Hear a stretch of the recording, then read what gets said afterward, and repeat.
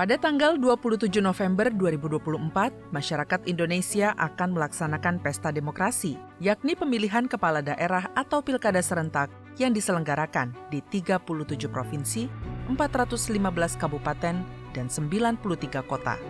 Seluruh rakyat Indonesia yang telah ditetapkan sebagai pemilih akan memiliki kesempatan untuk mencoblos calon wali kota, bupati, dan gubernur untuk memimpin daerah masing-masing pada periode 2024-2029.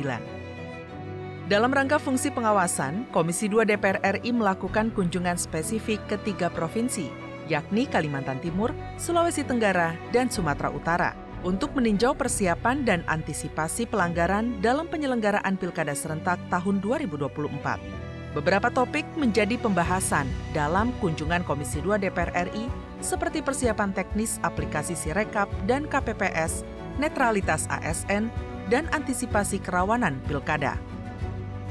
Pada kunjungan ke Kalimantan Timur, anggota Komisi 2 DPR RI Muhammad Toha menyoroti sistem informasi rekapitulasi atau Sirekap untuk terus diperbaiki, yakni dengan meningkatkan kapasitas server di seluruh pusat data informasi untuk memastikan tidak ada gangguan teknis saat perhitungan suara. Server yang ada di pusat-pusatnya itu harus ditingkatkan kapasitasnya supaya memadai, tidak lemot lagi. Ya, KPPS yang sudah terbentuk ini diberdayakan lagi dengan pelatihan-pelatihan.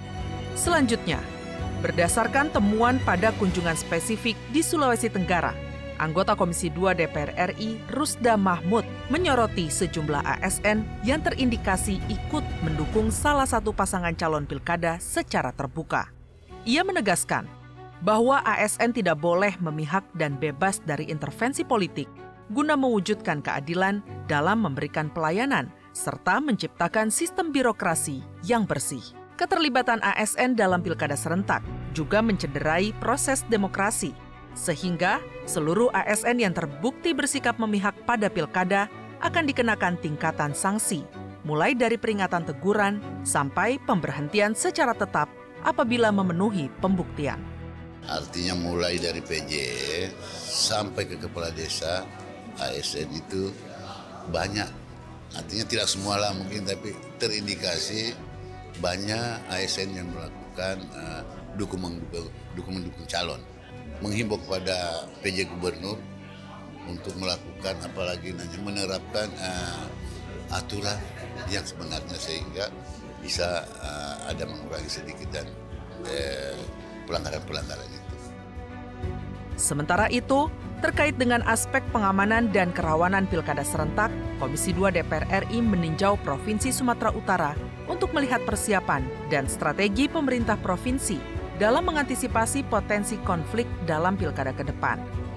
Berdasarkan pemetaan Indeks Kerawanan Pemilu 2024 yang diluncurkan Bawaslu, menunjukkan bahwa wilayah Sumatera Utara memiliki tingkat kerawanan sedang pada pelaksanaan Pilkada 2024. Pemerintah daerah beserta Gakumdu telah melakukan pemetaan yang memiliki tingkat kerawanan tinggi yang tersebar di 96 TPS di wilayah Sumatera Utara, khususnya daerah-daerah perbatasan.